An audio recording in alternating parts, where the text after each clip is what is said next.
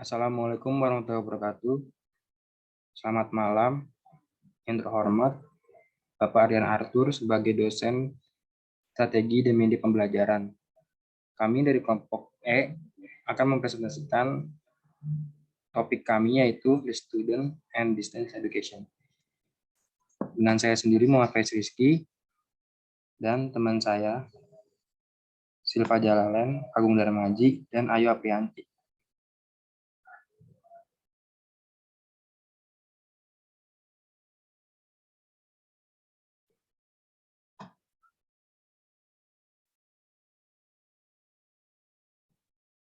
Lanjut.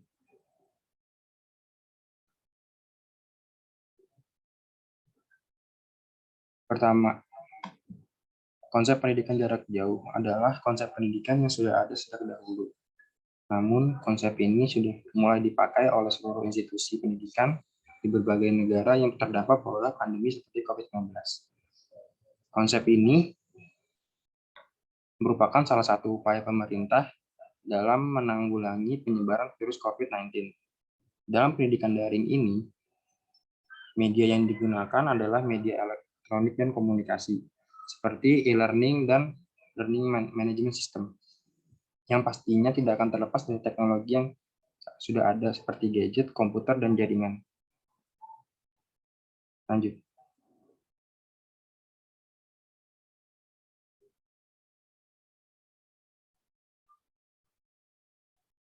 Pendidikan jarak jauh memanfaatkan teknologi komunikasi sebagai media pembelajarannya. Seperti halnya yang tadi sudah disebutkan pertama, pendidikan jarak jauh merupakan pendidikan yang menggunakan elektronik dan komunikasi.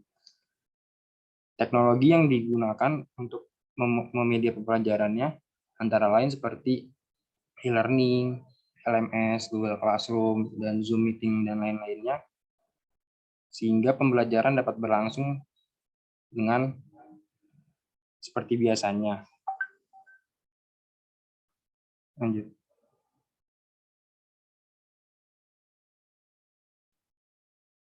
Yang keempat, keunggulan. Pembelajaran tidak terkekang oleh tempat dan waktu, juga akan menumbuhkan sikap mandiri kepada siswanya.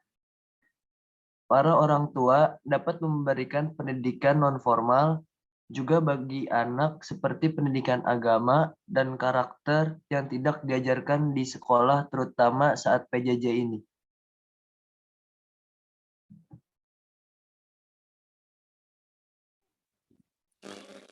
Berikutnya ada kekurangan dan kendala. Pertama, sulitnya mengakses jaringan internet dan keterbatasan kuota. Kedua, kurangnya keterampilan dalam menggunakan media digital atau juga kesulitan dalam memahami materi pembelajaran. Dan ketiga, beberapa siswa tidak mampu beradaptasi dengan konsep pembelajaran ini, sehingga membuat mereka cenderung malas dan tidak mau belajar.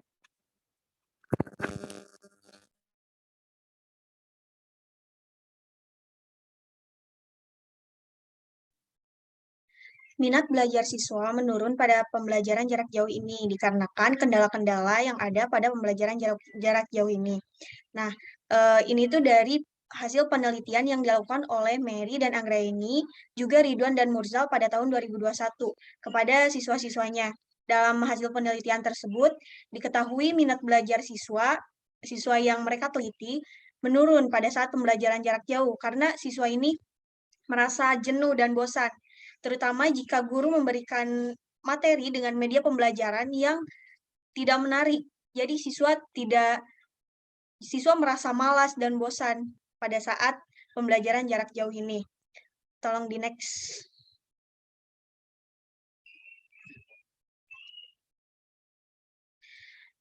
Nah, karena minat dan motivasi belajar siswa itu penting bagi keberhasilan belajar siswa, maka sudah seharusnya kita meningkatkan minat dan motivasi belajar siswa.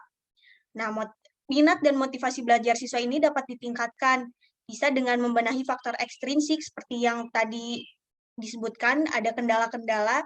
Nah, itu faktor ekstrinsik yang dapat kita benahi seperti jaringan, masalah tidak kurang mampu mengoperasikan sistem pembelajaran atau tidak membenahi kompetensi gurunya dalam hal media pembelajaran, seperti mengubah cara media pembelajaran yang dari tadinya hanya disajikan PPT dapat bisa juga menggunakan animasi atau lainnya, sehingga siswa dapat tertarik dengan pembelajaran tersebut. Nah, tapi selain membenahi faktor ekstrinsik tadi, kita juga harus membenahi faktor dari intrinsiknya, dari dalam diri siswanya. Jika tidak ada faktor intrinsik, tidak dibenahi faktor intrinsiknya, maka hanya akan sia-sia saja. Maka dari itu penting juga untuk memotivasi siswa-siswa agar minat belajarnya kembali lagi meningkat seperti itu. Nah, dengan meningkatnya minat dan motivasi belajar siswa ini diharapkan pembelajaran jarak jauh ini dapat dilangsungkan dengan efektif, dan tentunya keberhasilan belajarnya tidak kalah dengan pembelajaran luar jaringan yang seperti biasanya. Next.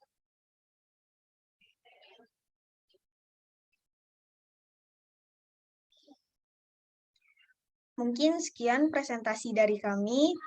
Terima kasih. Mohon maaf apabila ada kesalahan. Wassalamualaikum warahmatullahi wabarakatuh.